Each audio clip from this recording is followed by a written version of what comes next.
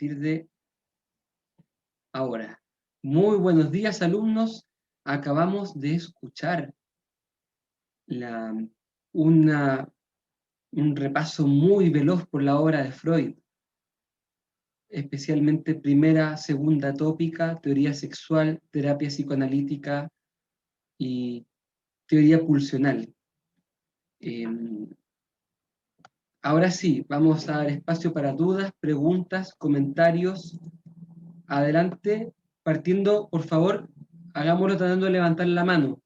Voy a darle preferencia a los que levanten la mano, así que Nicole Villarruel y después Vicente Morales, por ahora.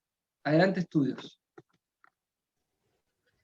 Profe, yo tenía una duda con respecto a que usted dijo que lo que primero nace en nosotros es el ello y después se va formando el yo, pero yo leí en un texto de Freud que decía que estos dos venían como juntos, entonces no entiendo. Tendrías que decirme cuál texto es y en qué parte, porque esta es la gran diferencia de Freud con su hija. Se lo voy a leer textual porque lo busqué. Genial. Mire, es el tomo 23. Dice, cuando hablamos de herencia arcaica, solemos pensar únicamente en el ello y al parecer suponemos que un yo no está todavía presente al comienzo de la vida singular, pero no descuidemos que ello y yo originalmente son uno. Entonces, no entiendo. ¿Cómo se llama el texto? Espérame. Es el tomo 23, el capítulo... Ay, espérame.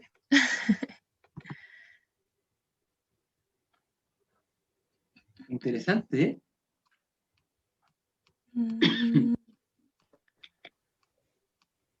Profesor, es que sí no estaría mal con lo que nos enseñó usted, pues. Mira, Porque usted dijo que el yo es consciente y parte de inconsciente. Entonces, si Freud dijo eso en el libro, no está mal. Porque en el yo hay una parte consciente y una parte inconsciente. La parte inconsciente son cosas que no sabemos nosotros como de nosotros mismos porque nunca nos vamos a conocer completamente, según Freud. Entonces, yo creo que está bien lo que dice el libro. ojo ahí, Porque usted también Fernanda. lo enseñó así. Ojo, la parte inconsciente del yo no es simplemente los aspectos que uno conoce de uno mismo.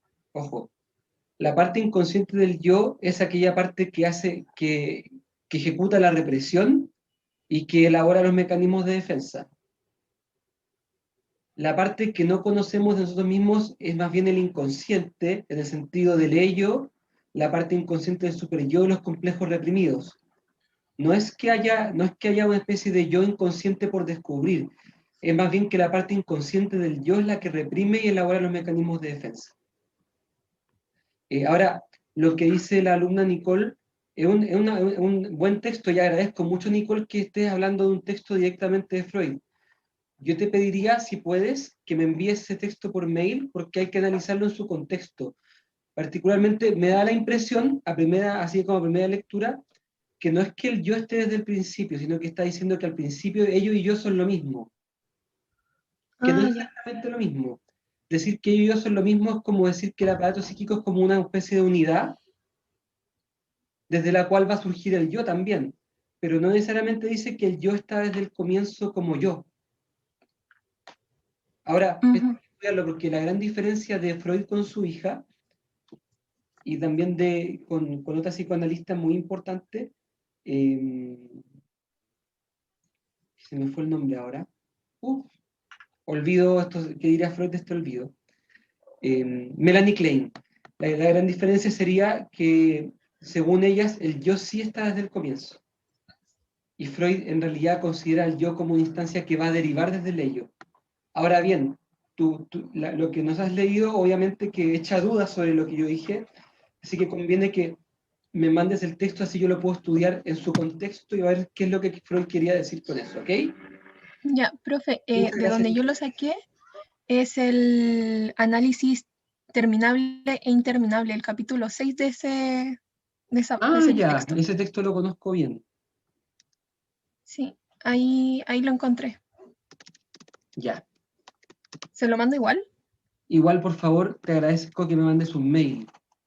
Ya. Me ayuda así porque además lo veo en mi mail y como que me siento obligado a revisarlo. Me ayuda también a mí como a hacerlo mejor. ¿Un mail a usted o al correo en conjunto de los 3 profesores?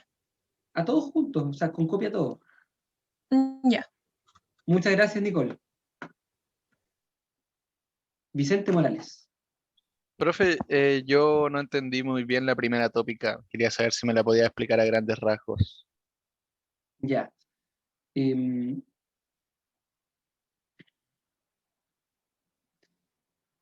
Vicente, por casualidad, dime, ¿tú has podido revisar el video de la clase de la semana pasada para ver la explicación de la primera tópica? No, profe. Si yo propongo lo siguiente, seguramente hay más personas que no entendieron la primera tópica, ¿cierto? ¿Cri, cri? Ujú. Sí, parece que soy el único. No, yo tampoco. Seguramente hay Ah, más. ya. Yo propongo el siguiente camino. Lean el texto de Freud que es para el control.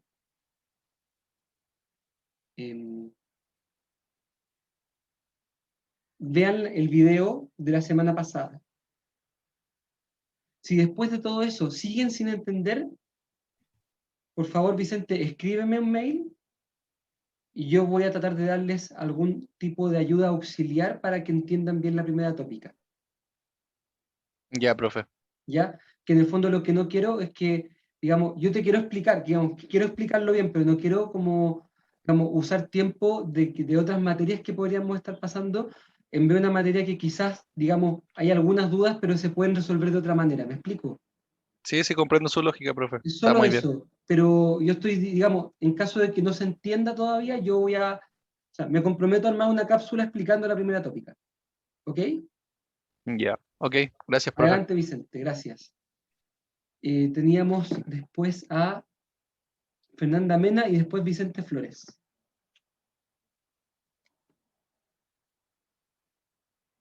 Fernanda Mena. Vicente Flores. Fernanda Mena. Profe, Fernanda yo le Mena. quería decir que no entendí bien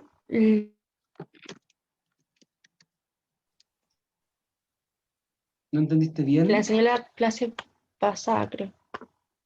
Te dejé de escuchar, dijiste no entendí bien y te quedaste callada. La teoría del trauma Ya. que explicó la semana pasada.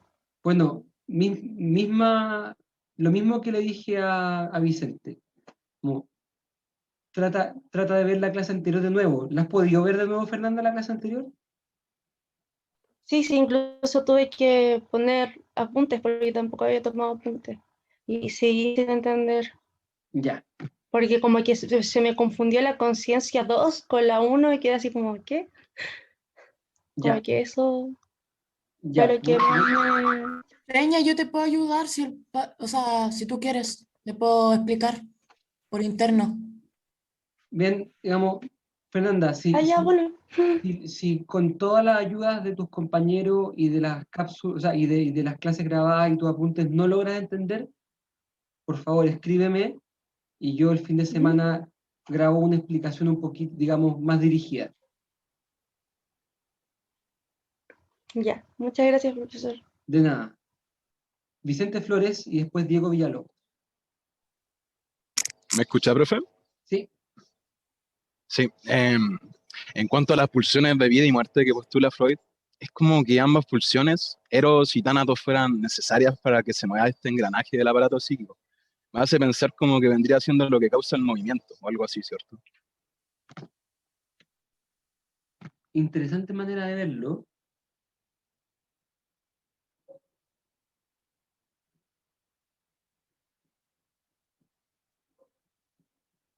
Yo diría que es el Eros el que echa a andar el movimiento y el Tánatos el que lo frena.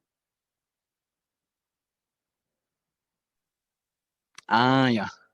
El Tánatos, por así decir, se realiza cuando el individuo es aniquilado. Por lo tanto, no tiene, no es como una especie como de las dos ruedas que ayudan a que el auto avance, no. Habría que pensar que el Eros es como la benzina del auto y el Thanatos es como, no sé, es como la nieve que está afuera y que trata de frenar al auto. Oh, qué buena analogía esa. Pero el Muchas tema gracias, profe. es que la diferencia es que el Thanatos viene de adentro. Vendría a ser como, se parecería mucho a esos como electrodomésticos que vienen como con algún tipo de intervención para que a tanto tiempo como que se echen a perder. ¿Han Ah, escuchado ya. de eso? Que ahora Sí. hacen, digamos, antes los electrodomésticos duraban infinito y ahora como que todos se echan a perder a una cantidad. Como que ese es, gracias William, obsolescencia programada. O sea, el Thanatos vendría a ser como algo que viene de dentro del auto y que en el fondo en algún momento va a hacer que el auto falle para siempre. Como que viene de fábrica, de alguna Sí, forma. viene de fábrica. El Thanatos vendría desde dentro del ser humano, digamos, incluso se valdría de esto, del super yo, digamos, el super yo decíamos que es como la moral que ha sido internalizada desde los padres. El Thanatos, digamos, es distinto que esto, se ayudaría, o digamos, se lleva muy bien con el super yo, porque Thanatos aprovecha el sentido de culpa del super yo para hacerle daño al yo. Entonces, el super yo y el Thanatos se llevan súper bien, son muy buenos amigos. El super yo es esta como especie de autocrítica que en el fondo viene de los padres, introyectada o internalizada, y el Thanatos tiene que ver como con la fuerza contra el yo con que a veces esta autocrítica se da, porque a veces se dice que el super yo puede ser un super yo sádico, o sea, que daña al yo y se goza en hacerle daño. Oh. Eso ocurre Con cuando el super yo se suma con el Thanatos. con eso recuerdo esto del Código Da Vinci, ¿cierto? De ese personaje albino que espiaba sus pecados, así como pegándose latigazos, así. Que vendría siendo como el super yo. Sí, o sea, no conozco lo que dices tú, no conozco la película ni el libro, pero efectivamente el latigarse vendría a ser como una forma de autocastigo para reparar la culpa. Entonces el super yo se aplica el castigo al yo, que en este caso como con el látigo es como demasiado explícitamente, claramente, que como con claridad yo me hago daño y con eso expío mis culpas, como que pago mis culpas. Entonces con eso quedan saldadas. Comprendo. Muchas gracias, profe. De nada, Vicente. Diego Villalobos. Profe, me salió la duda de que qué pasa si cuando uno de niño está desarrollando el complejo de Edipo y ese niño no tiene una madre o viceversa. ¿Qué pasa si es que esa niña no tiene un padre? Igual desarrolla un complejo de Edipo hacia algún tío o hacia alguna figura que llegaría a sustituir la que le falta. Muy buena pregunta, Diego. En principio, Freud dice, o sea, dice que es el papá y la mamá porque es como la especie como de familia modelo, pero en el fondo el complejo de Edipo se daría con las figuras significativas, con las figuras de apego, con las figuras parentales, que puede ser un tío, puede ser el abuelito, puede ser la mamá, puede ser la madrastra, puede ser la abuelita, puede ser la nana, digamos, va a depender mucho de cómo se da la configuración familiar.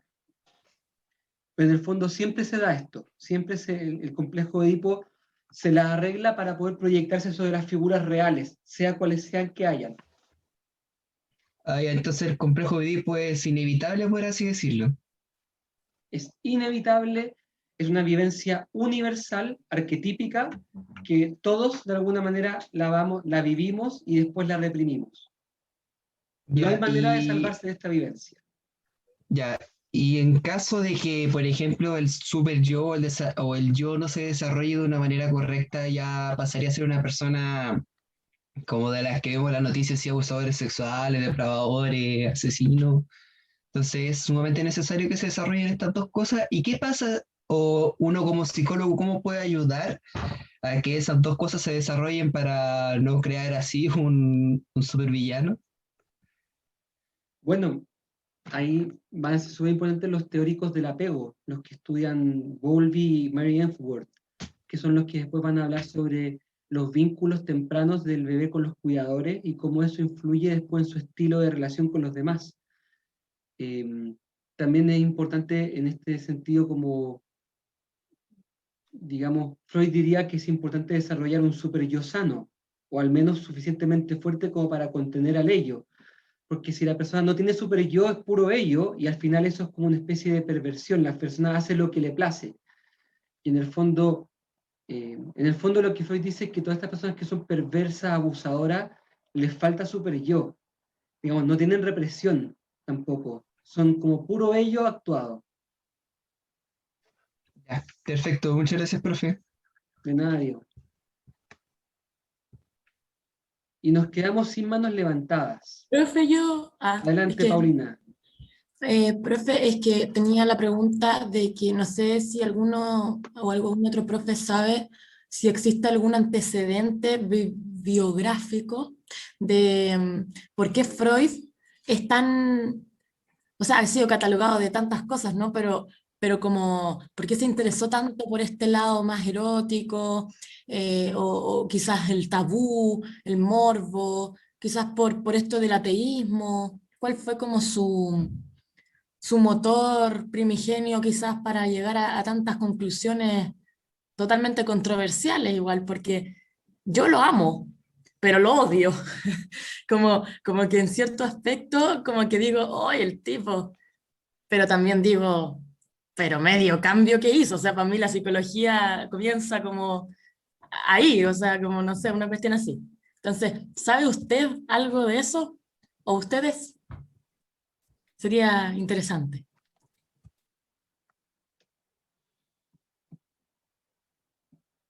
Hay teorías.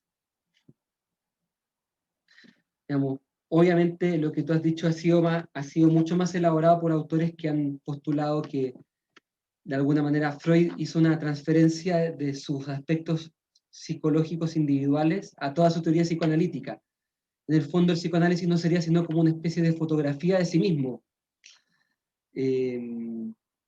Todos estos antecedentes que yo les di previamente a hablar del psicoanálisis mismo, como por ejemplo lo que Freud estudió, en quiénes se inspiró, cómo fue la conformación familiar de Freud, tienden a eso, como para que ustedes entiendan el contexto en el que Freud formula su teoría y que pueda uno ayudarle como a poder conjeturar de en qué sentido lo que Freud proyecta y lo que Freud dice puede ser como un hijo de su época también.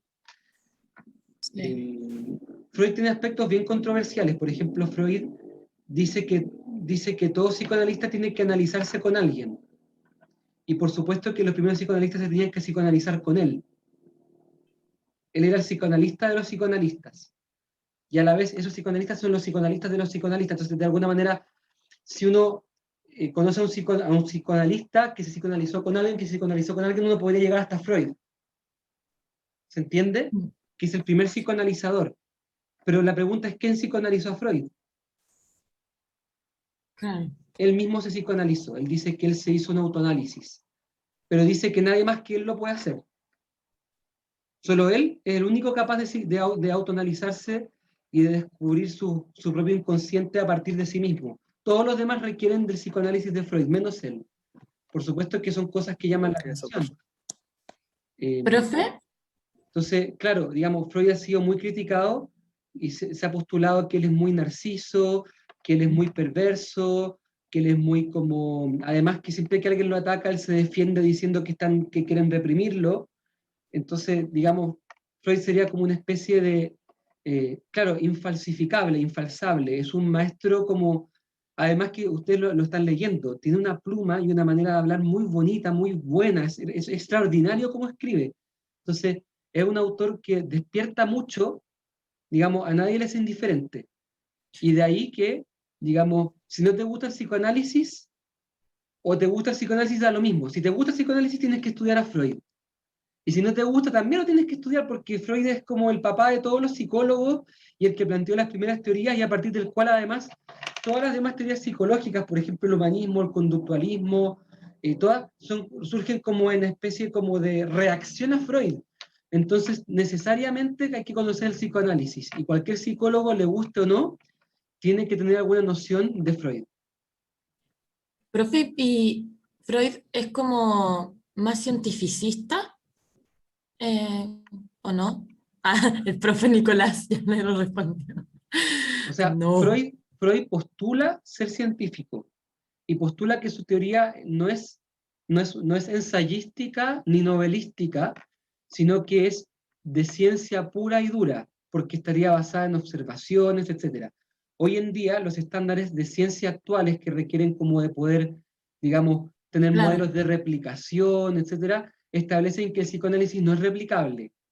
Es Por que lo ese es el tanto, problema. por lo tanto, el psicoanálisis está mucho más cerca hoy día de lo que entendemos como teoría, y teoría, digamos, como formulación teórica, está mucho más cerca de eso, de ser una práctica empírica. Si bien los psicoanalistas creen, y siguiendo a Freud, piensan que él es empírico. En fin, en todo esto hay mucho que decir, y por supuesto que uno leyendo hoy día a Freud se da cuenta que él a veces llega a conclusiones insólitas a partir de las observaciones que él mismo da, y que eventualmente una misma observación que él da podría haberse interpretado de otras maneras, pero no, Freud se casa con una interpretación. Entonces, lo que quiero decir es que Freud es debatible. Por favor, ninguno de ustedes ninguno lo considere como una especie de Biblia intocable. Freud no es un tabú, o sea, leámoslo, discernamos cada uno de él lo que parece que es valioso, verdadero y bueno, y lo que nos parece dudoso, no lo tomemos, o sea, seamos muy libres. Y así con todos los psicólogos. Sí, profe, lo último cortito es que el año pasado la profe Valentina Velarde en el ramo Historia de la Psicología, claro, el espíritu crítico por delante, entonces a todas las como teorías y escuelas y esas cosas, le hallábamos las ventajas y desventajas. Entonces, una de las que mencionábamos era esto, el criterio cientificista, como en el tema del psicoanálisis, las críticas que podríamos realizarle, porque obviamente las hay, pero eso, súper interesante Por en eso, realidad. como escuela de psicología, Gracias. estamos muy interesados en que ustedes lean a Freud. Que ustedes en cuarto año van a volver a leer a Freud. Que ustedes puedan, digamos, tomar contacto con todos los autores. Nosotros no estamos interesados en que ustedes se casen con algo. No somos una escuela psicoanalítica ni conductista, pero sí como escuela de psicología valoramos a todos los autores en su justa medida y creemos que todos deben ser leídos y todos deben ser, digamos, con mucha sabiduría aprovechados. Por lo mismo, digamos, yo le hablo de Freud con mucha pasión porque hay cosas que me encantan de Freud, pero tampoco yo soy psicoanalista y a la vez, digamos, yo voy a tratar de hablarles con pasión de todos los psicólogos. O sea, es un poco esa es la idea. Entonces, mucho ánimo con esta exploración. Diego Mora y Javier Garrido, en ese orden. Profe, mi duda es si es que Freud leía a Hegel, porque esto del Eros Thanatos me suena mucho como a la dialéctica hegeliana, e incluso me suena un poco a Marx. Así que esa es mi duda, si tenía influencia de esos autores. Yo diría que más bien la influencia es de Nietzsche. Nietzsche es como una fuente también de esto, de Hegel también, ¿eh? En realidad, Freud leyó mucho a Feuerbach, que también es uno de los maestros de Hegel. Y Feuerbach hablaba de este método como de excluir a Dios y de basarse solamente en las cosas materiales. Era materialista. En realidad, hay algunos peros para equiparar Eros y Thanatos a la idea de la dialéctica hegeliana, porque la idea hegeliana, la dialéctica significa que aparece una idea, aparece la contraria, se perfeccionan en una especie como de síntesis. En tesis, antítesis, se enfrentan y sale una síntesis. En realidad, Eros y Thanatos, de ellos no sale una síntesis. De hecho, como decía yo, no es que ellos dialogan entre sí, no es dialéctico, es el Eros el que avanza, el Thanatos el que mata. Entonces, en el fondo, al final, siempre gana el Thanatos. Y el Thanatos termina aniquilando. Entonces, no es exactamente lo mismo. No son dos fuerzas que dialoguen y que en torno a las cuales como que la síntesis es la vida humana, no. No es esa la idea de Freud. Freud es pesimista, acuérdense. Para Freud, el Thanatos vence, morimos y al morir encontramos la verdadera felicidad. Y punto. No hay una especie de lectura como del yin y el yang, el eros y el Thanatos, la tesis y antítesis. No, no es así en realidad. En Freud no. Eso te puedo decir, Diego. Gracias, profe. Javiera Garrido, María Miranda. Profe, mi pregunta quizás no tenga que ver tanto con la materia, pero quería preguntarle en caso de los psicólogos que se quieran especializar como en el tema del psicoanálisis, ¿cuántos años serían como para la especialización? Y mi otra pregunta es, cuando uno ya se recibe como psicólogo, yo he escuchado mucho de que muchos psicólogos como que hacen distintas terapias en el sentido de que, por ejemplo, cuando se enfocan como, no sé, quizá en la familia ocupan enfoque sistémico, otra parte, no sé, ocupan un poco de psicoanálisis. ¿Eso cómo varía? Excelente pregunta. La primera es que los que se interesen por el psicoanálisis, en Chile hay varias alternativas de psicoanálisis. Está el Instituto Chileno de Psicoanálisis, ICHPI o IPCHI, digamos que sigue el método freudiano ortodoxo. También hay psicoanálisis lacaniano en Chile. Hay también psicoanálisis kleiniano. Hay muchos tipos de psicoanálisis porque, como vamos a ver, los post-freudianos van fundando escuelas cada uno. En Chile hay muchas posibilidades de formarse en eso, y también en Argentina. Argentina es una especial cuna del psicoanálisis a nivel mundial. En Argentina yo creo que el 80% de los psicólogos son psicoanalistas. Y todos los textos en habla española de psicoanálisis son editados en Argentina, diría yo. Es muy interesante y hay muchas líneas de formación. Ahora, su segunda pregunta, efectivamente cada alumno a lo largo de la carrera va acomodándose en aquello que siente que resuena más con su manera de ver las cosas. Y en el camino, digamos, va tomando distintas herramientas. Entonces, a la hora de salir de la escuela, digamos, la escuela de psicología ofrece algunas herramientas. Ustedes van a poder tener algunos talleres, etcétera, de algunas herramientas, pero sin duda siempre es bueno seguir formándose y especializarse en alguna. Y en medida que tú te vas especializando, vas encontrando las herramientas con las que tú te sientes más cómoda, y también los pacientes objetivos con los que mejor trabajas. Por ejemplo, uno se puede especializando en adultos, en niños, después en adultos con depresión, en adultos con trauma, en adultos bipolares, en adultos, etcétera, etcétera. Y tú te puedes ir especializando, y por supuesto que eso requiere cada vez de más estudio, de especialización en herramientas. Entonces, al final uno va haciéndose camino al andar. Y así en el caso de todo. Yo salí de la Escuela de Psicología de la Católica con herramientas muy valiosas, pero sin duda lo que yo hoy día más hago, lo aprendí después, en cursos posteriores. Y en esos cursos posteriores aprendí técnicas que me hicieron mucho sentido y que yo practico con la mayoría de mis pacientes y con los que me siento muy cómodo. Entonces, y obviamente hay pacientes con los que no me resulta y los derivo donde psicólogos que sí trabajan técnicas que sí les ayudan mejor. Entonces, es bueno, digamos, formarse en la línea que a uno le acomoda, a la vez de ser suficientemente humilde como para entender que no todos los pacientes van a ir bien con uno, y saber derivar. ¿Te sirve eso, Javiera? Sí, profe, muchas gracias. De nada. María Miranda. La profe, yo igual tengo dos preguntas. De hecho, siento que una es como va a ser medio estúpida, o tal vez porque no lo entendí yo muy bien. No hay pregunta estúpida, ¿eh? No existe eso. Bueno, tal vez ya, la hago mejor. Tenía una duda con respecto a Freud, de si es que hay algún postulado de él que sea como algo que se haya tomado como una realidad. Por ejemplo, yo cuando escucho acerca de que hablan del complejo de Edipo, no sé, pues si se dicen ya nadie se salva de esto, siento que es como una realidad, como que esto ya existe y es irrefutable, y me confundo en ese sentido. Siento como que ya es tomado como una realidad y no como una simple teoría. Y la segunda es si Freud es el que empleó como por primera vez la palabra de libido. Esas son mis dos preguntas. Excelentes preguntas, ninguna fue tonta, ¿eh? Y aquí, ojo, no existen las preguntas tontas en esta asignatura ni en ninguna. O sea, todas las preguntas son válidas y estamos todos buscando la verdad, y todos, digamos, aquí nadie es el experto que se las sabe todas. Respecto de lo primero, aquí hay que entender que cada autor digamos, que cada autor de psicología, digamos, arranca o comienza sus postulados a partir de una mirada del ser humano.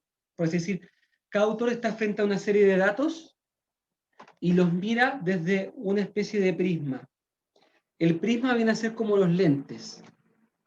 Entonces, los psicoanalistas se ponen el lente de la antropología de Freud y miran los datos. los conductistas miran con otros lentes. Entonces cada uno, desde sus lentes, interpreta la realidad de formas distintas. Por tanto, todos los que tengan el prisma psicoanalítico van a decir que el complejo Edipo está allí. Pero si míralo, es evidente. El cognitivo conductual, que tiene otros lentes, va a decir, ¿qué es esa bullshit? El complejo de Edipo no existe. Es un invento, una fantasía, una perversión. El humanista va a decir, como Freud es un traumado, etcétera, etcétera. Cada uno tiene su, digamos, cada uno mira, organiza los datos a partir de la mirada que tiene el ser humano y de su experiencia personal. Entonces, en psicología, al menos como estos postulados, hay que entenderlos todos en su contexto. No es que todos sean verdad, porque no puede ser que la verdad sea, digamos, que sea al mismo tiempo verdad que esto es café y que esto no es café. No puede ser. O sea, o esto es café o esto no es café en sentido distinto. Claro, es café lo que está dentro y la tapa no es café, pero lo que está dentro no puede ser a la vez café y no café. Eso no existe. Eso se llama, digamos, principio de no contradicción. Entonces, no puede ser que 5 miradas distintas sean todas verdad en el mismo sentido. No puede ser. Tampoco significa que todos mientan, sino que significa simplemente que cada uno con sus lentes ve realidades distintas.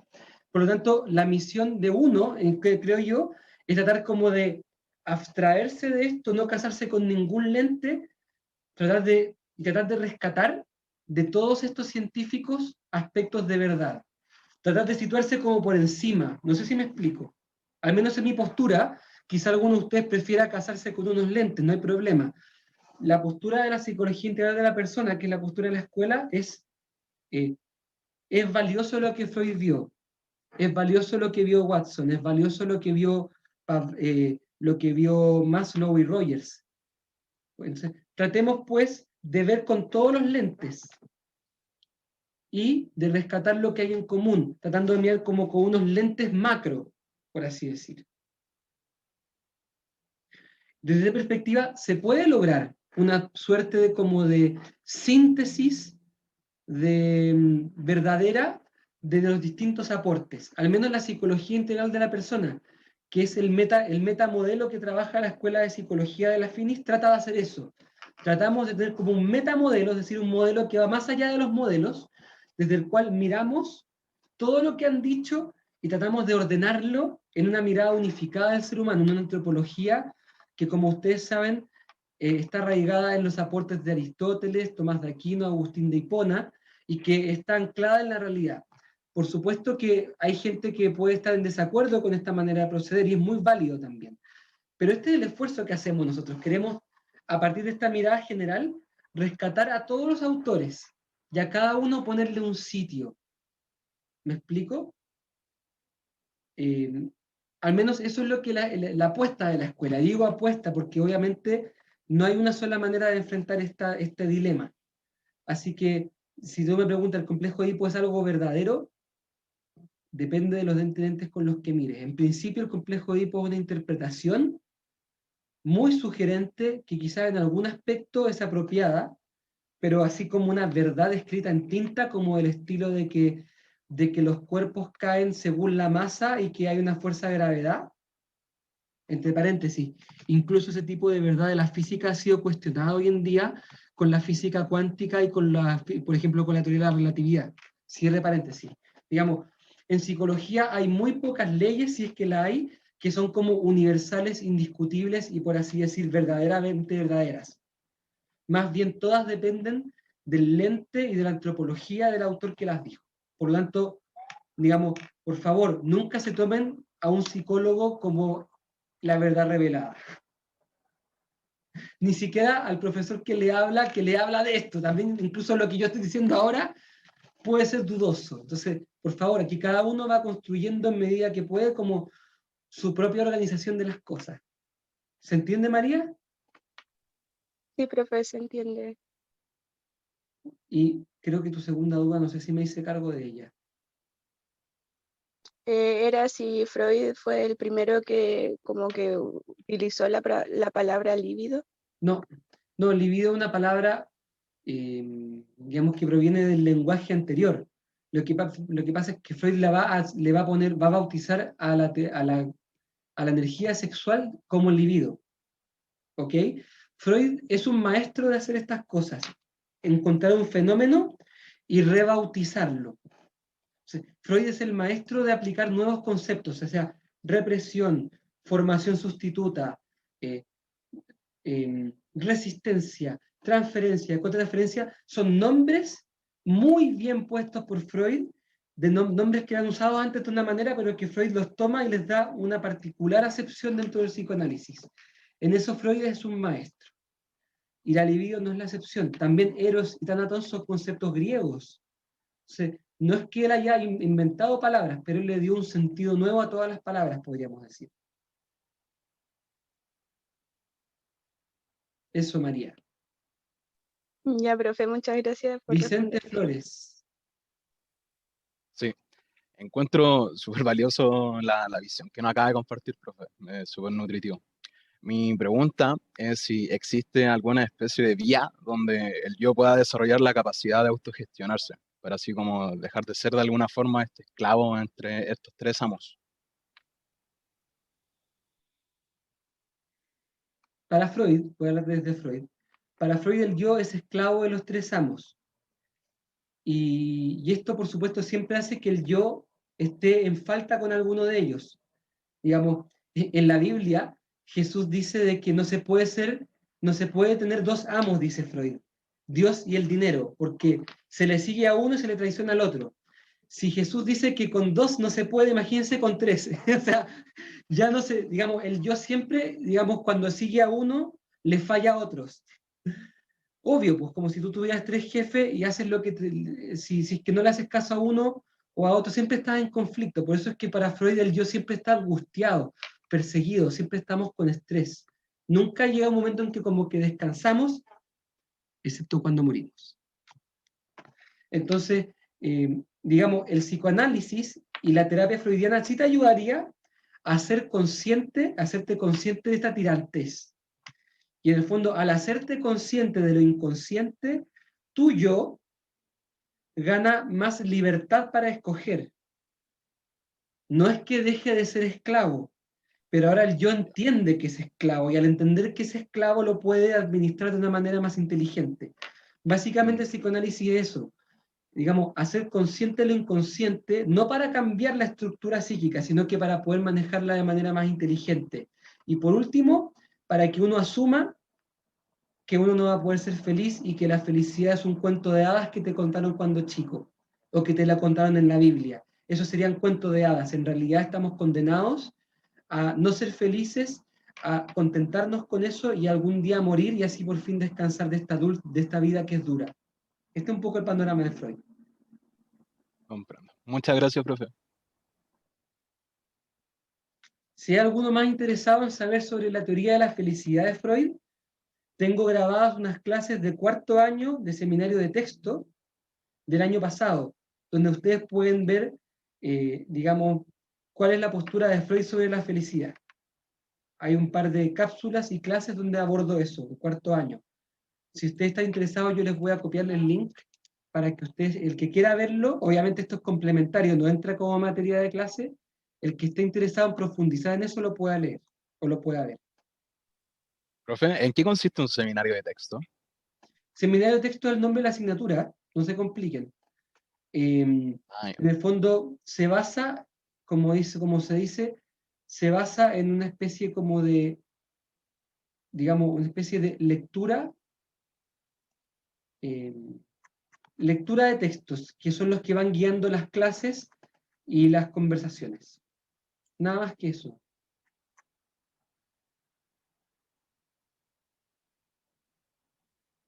Bien, veo que ya están saciados. La pulsión libidinal de los alumnos, después de estos 45 minutos de aclaraciones y preguntas, ha sido parcialmente saciada para volver a reflotar con fuerza. Así es la libido.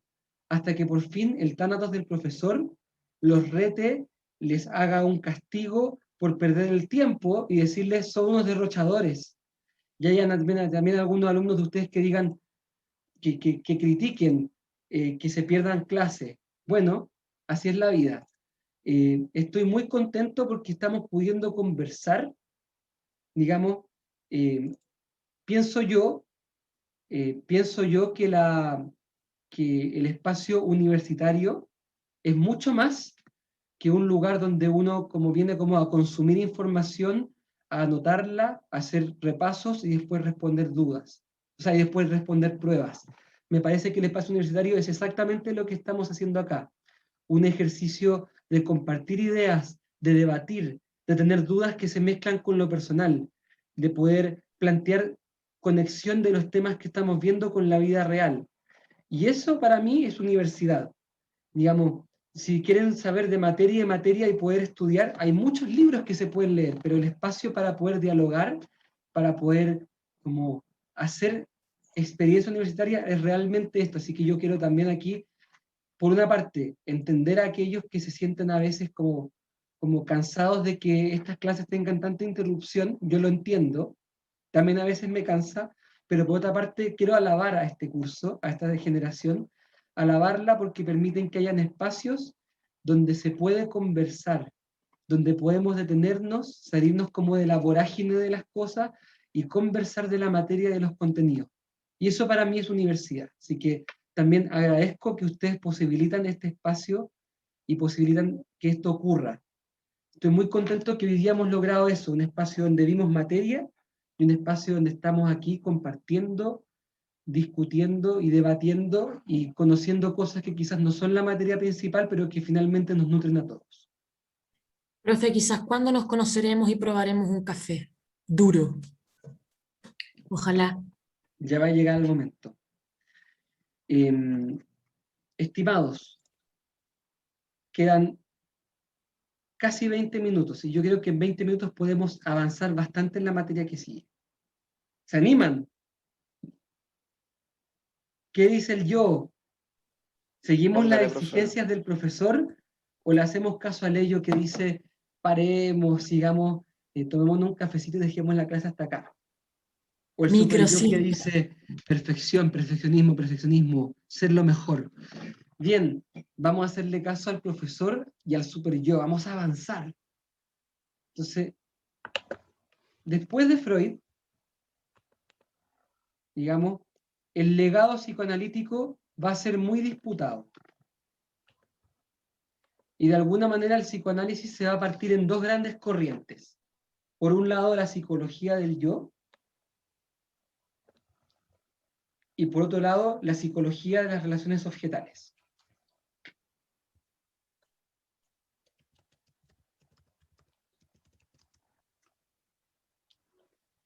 Entonces, ¿qué dice la psicología del yo?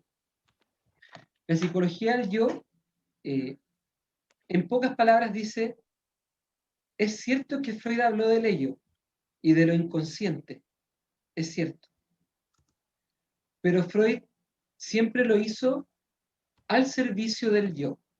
Es decir, a pesar de que Freud habló mucho del inconsciente, en realidad Freud en el horizonte tenía el a poder ayudar al yo. El yo es lo importante. El yo es el centro de la vida psíquica del psicoanálisis. Si es que Freud incursionó en el inconsciente, fue porque era muy poco conocido, pero no porque Freud quisiera darle protagonismo al inconsciente, sino que el protagonista sigue siendo el yo. ¿Cuáles son los principales autores? Digamos, primera cosa, perdón.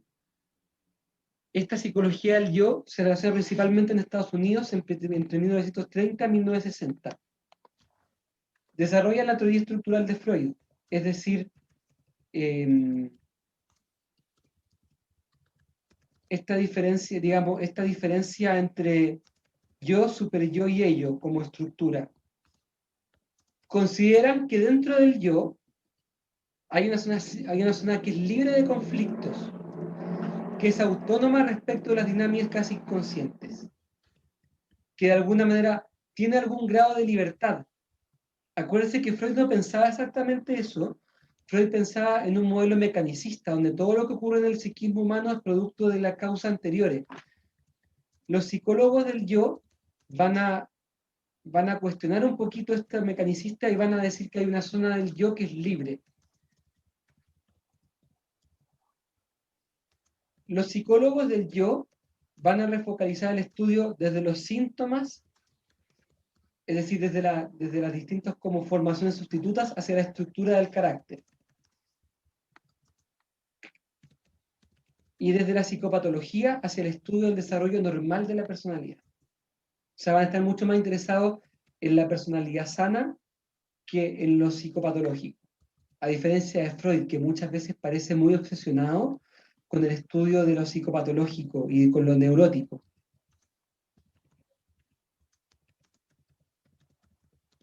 La terapia en este caso se orienta a ampliar la capacidad del yo para adaptarse al ambiente.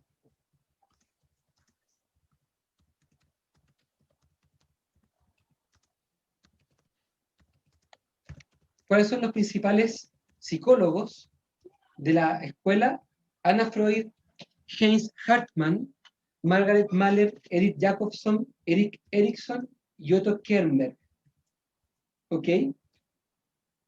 Como el espacio para esto es muy breve dentro de nuestra asignatura, nos vamos a enfocar solamente en Anna Freud, dejando invitados a los que quieran profundizar en otros autores, que son muy interesantes.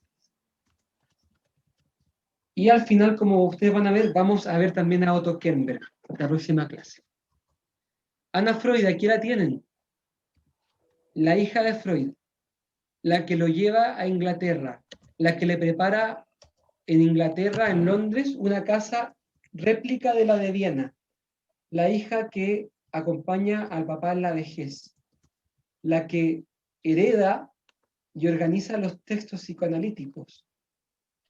La que parece ser la natural heredera, excepto por muchas cosas, excepto porque es mujer y excepto porque hay mucha envidia hacia ella. Anna Freud es la hija menor. Se dice que tuvo una rivalidad con una hermana. Se especula que tuvo trastornos de alimentación y depresión. Se dice que fue una institutriz la que hizo cargo de su crianza. Pensemos que estas familias grandes como la de Freud, con 6 o 7 hijos y con un papá que trabajaba a tiempo completo, digamos, no da abasto a la mamá para criarlo a todos, así que es una institutriz la que hace cargo de su crianza.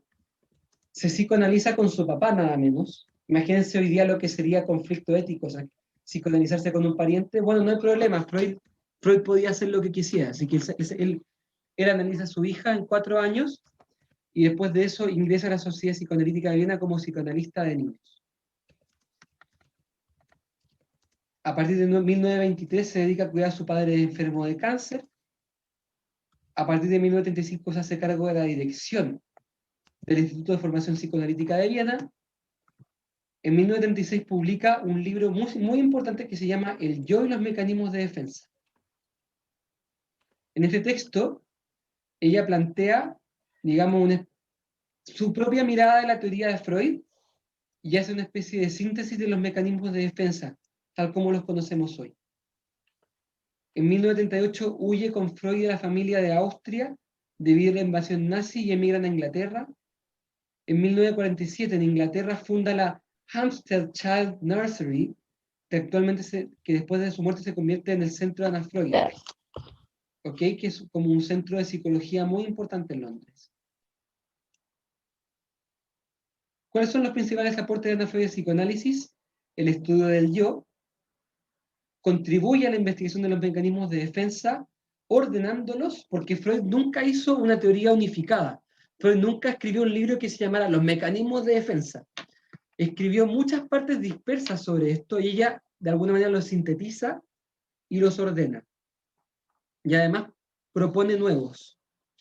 Aquí está, postula nuevos mecanismos de defensa, establece una secuencia de mecanismos de defensa y categoriza algunos como primitivos y otros como evolucionados. Finalmente, ella da más importancia al descubrimiento de los mecanismos del yo por sobre el contenido inconsciente de los conflictos. O sea, para Anna Freud, más importante que si tú estás reprimiendo o no el gusto por el pololo de tu mejor amiga, para Freud lo más importante es que tú descubras que reprimes. ¿Se entiende? O sea, no tanto el contenido de esto, porque ella dice, bueno, hoy día estás reprimiendo que te gusta el polvo de tu mejor amiga, mañana vas a reprimir que te gustó un tío, pasado mañana vas a reprimir que no sé, pues que tu mejor amiga te produjo cosas, pasado mañana vas a reprimir que odiaste a Freud, pasado mañana vas a reprimir que soñaste con Freud, pero en el fondo da lo mismo, o sea, el contenido no nos desgastemos, más bien descubre que reprimes.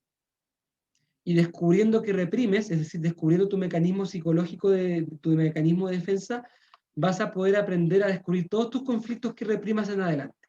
¿Se entiende la diferencia? O sea, es mucho más valioso que el paciente descubra, por ejemplo, que él es negacionista, a que trabaje una negación concreta, o que descubra que es alguien que suele proyectar en los demás los conflictos, a que trabaje una proyección particular de un momento dado. Ella hace un gran aporte al estudio de la psicología infantil, además. Estudio del yo. Y aquí hay unos... ella propone que el estudio del yo es lo propiamente psicoanalítico. Eso es lo que les decía al principio. El estudio de las otras instancias psíquicas, como por ejemplo preconsciente, o sea, perdón, super yo, ello, inconsciente, se justifican en medida que ayudan a comprender mejor el yo. El fin de la terapia psicoanalítica sería la extirpación de las perturbaciones del yo, el restablecimiento de su integridad y, como decía yo, una mejor adaptación al medio. En el fondo, Anna Freud no niega nada de lo que el padre dijo, pero le da una lectura focalizando todo en el yo. Este es el libro de Anna Freud.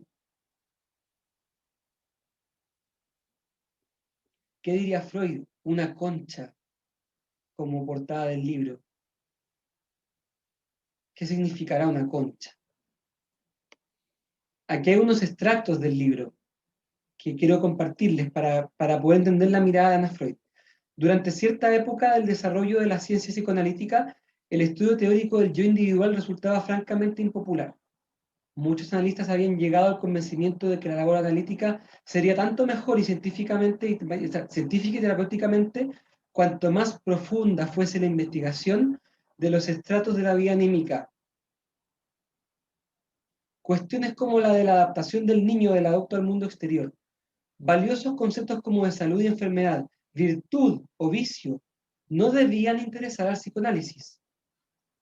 Las fantasías infantiles continuadas en la vida adulta, las vivencias de placer imaginarias y de temor a los castigos que podrían sobrevenir como réplica, constituían el objeto exclusivo de los psicoanalistas seguidores de Freud. Se dan cuenta que está criticando aquí un cierto psicoanálisis demasiado obsesionado con el inconsciente, demasiado obsesionado con el ello, con las fantasías inconscientes, con los castigos fantasiosos, con el sadismo, el masoquismo. Hay conceptos que habría que retomar como el de virtud, el de salud. Ella dice, mira, quizás la historia del psicoanálisis justifique esta costumbre, pues la teoría psicoanalista fue ante todo una psicología del inconsciente. Pero aplicada a la terapeuta psicoanalítica, esta definición pierde su significado exacto, porque desde un principio del psicoanálisis su objeto fue el yo y sus perturbaciones. La investigación del ello y sus diversas maneras de actuar siempre constituyeron solo el medio para lograr aquel fin. Y este ha sido invariablemente el mismo. ¿Cuál es el fin de la terapia? Extirpación de los trastornos y restablecimiento de la integridad del yo.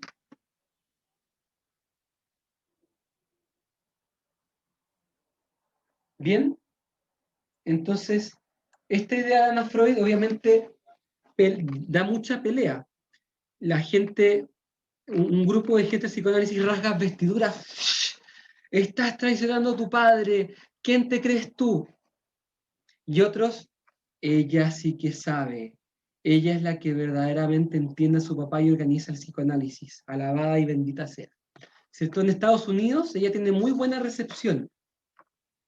De hecho, estos autores que yo les decía al principio, Heinz Hartmann, Margaret Mahler, Jacobson, Erickson y Kemper, hacen sus aportes principales en Estados Unidos, en un lugar donde el psicoanálisis llega y de alguna manera es adaptado a una mirada más bien positiva y optimista que tienen los gringos. Acuérdense que Freud era muy pesimista, pero la mentalidad gringa no es tan pesimista, no es tan europea, no está tan marcada por las guerras mundiales. Entonces, los gringos son más bien optimistas. Ellos tienen una mirada más bien como ligada como al protestantismo. Entonces, para ellos sí hay salvación, sí hay como final feliz, happy ending. Esta idea como de Disney que terminan bien y son felices para siempre es muy gringa. Entonces, ellos adaptan el psicoanálisis a esta mirada optimista. Entonces, ellos parten diciendo, bueno, está bien el psicoanálisis, pero no era tan pesimista, el yo no es tan preso de los conflictos, el yo hay un lado sano, hay un lado libre de conflictos, sí, buena onda, sí, sí, los buenos ganamos, ¿cierto? Es como una especie como de adaptación del psicoanálisis en positivo. Y esta es la psicología del yo. Y Anna Freud va a ayudar mucho en esto, ¿ok? Uy, quedan 3 minutos, pero justo vienen los mecanismos de defensa. ¿Qué vamos a hacer? No, en respeto por ustedes, en este momento vamos a tener que cortar. Y en la próxima clase partimos con los mecanismos de defensa sintetizados tal y cual como Anna Freud los concibe. Entonces, cerramos hasta aquí y quedan 2 minutos, si es que alguno de ustedes tiene alguna duda o aclaración que desea hacer, para ya que cerremos la clase. Igual es como de alguna forma poético que sea la hija de Freud y que sea mujer la que como que rompe el traduccionismo que le pone él. Así. Esperen un poco, esperen un poco. ¿Qué pasa? ¿Qué pasa? ¿Qué pasa? Momento mentí. Gracias a Dios. Momento menti, momento menti. No se vayan.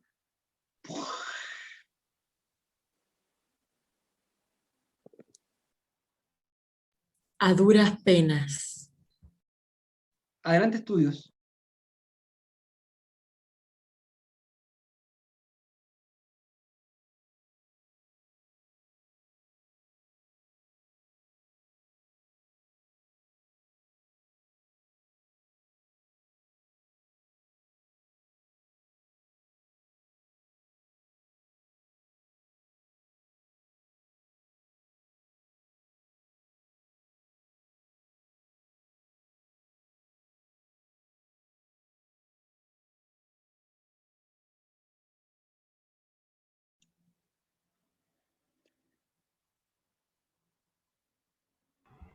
Ya 20 segundos más para que se vayan uniendo.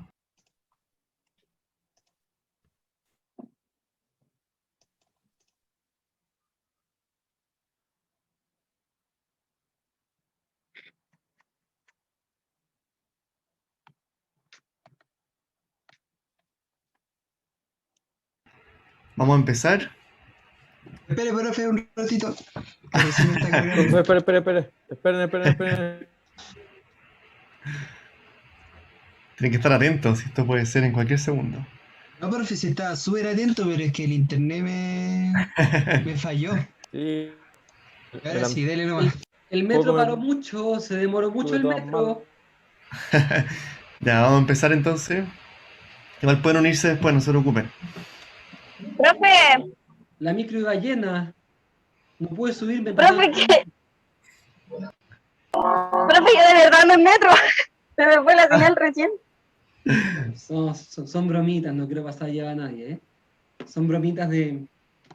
Bromitas. No, pero profe, ¿pasa algo si no participo del Menti? Ojalá pudiera participar, sí. Porque te ayuda a tu nota de participación. Ah, ya, espérame. Bueno, me empezó bien tiro. ¿El código está en el chat, cierto? Sí. ¿O el mismo? Ah, ya.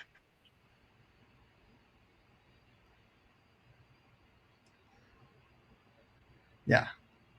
Ahí están todos listos con el número de alumnos. Vamos a empezar con las Oye, no preguntas. alcancé a ponerlo, profe.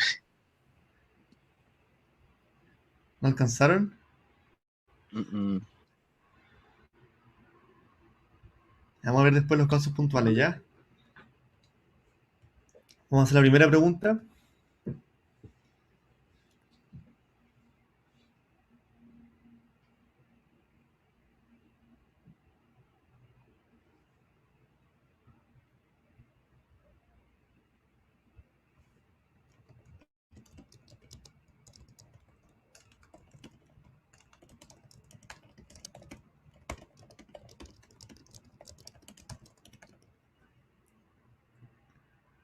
Muy bien. Ahí la trampita. Son etapas psicosexuales, entonces son todas sexuales. Por eso no una etapa que corresponde, sino que la que se pone confundido es la genital, donde Etapa la pulsión genital y etapa propuesta. fálica son sinónimos. Freud habla de ambas, etapa fálica o genital.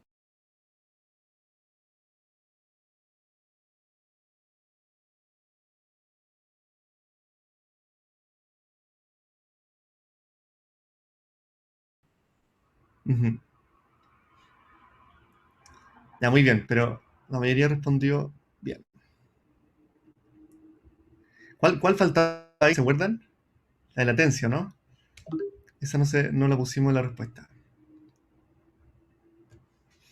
Como la segunda pregunta.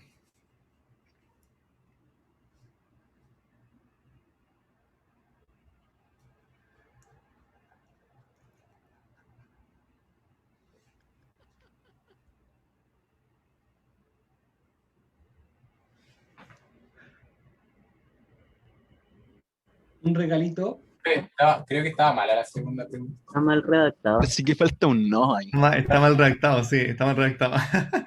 Ya, pero esto, Yo no supe qué poner. obviamente, Yo tampoco lo puse así. tú en la que... Estaba súper raro eso. Hacer una pregunta mala y con Desorientado. Yo creo que hay que anularla. No, yo distractor. Yo pensé que era de múltiple respuesta. Ya, está Pensé mala que la era pregunta. múltiple ¿Qué respuesta. diría Freud de esto? Bueno, Profe, pensé que era de múltiple Vamos a hacer un respuesta. castigo sádico al profesor Nicolás García. Ya, miren, esto es muy sencillo. La pregunta tenía que estar dirigida a cuál es la incorrecta. Así que, bueno, los que lo pensaron así, estaban bien, pero el resto que respondió a la respuesta correcta, que eran estas 3 instancias, están perfectos. Así que todos Todas tuvieron la tienen correcta la pregunta. Todos lo tienen correcta. Eso es lo que quería decir.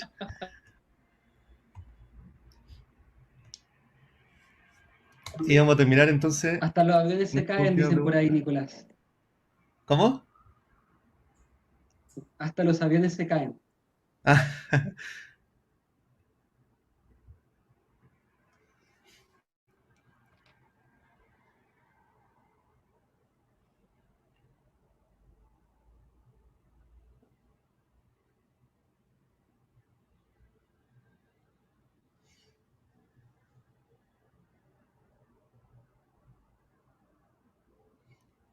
ya, muy bien.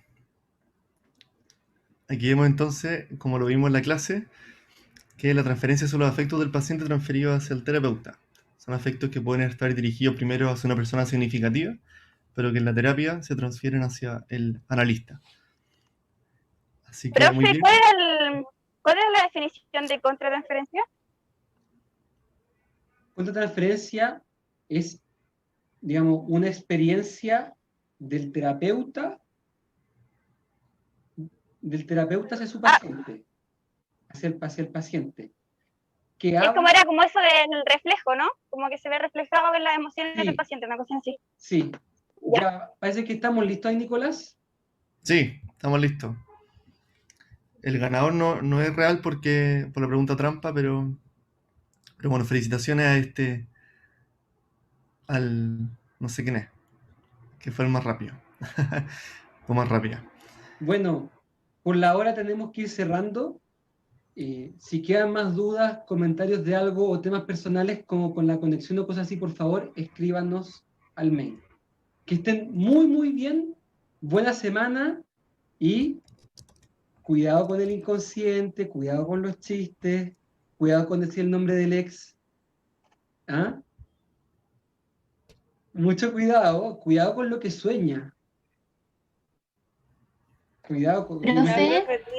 cuidado con soñar. Gracias por la clase. Con soñar que están en el sueño y de repente aparece momento menti. ¡Ah! No.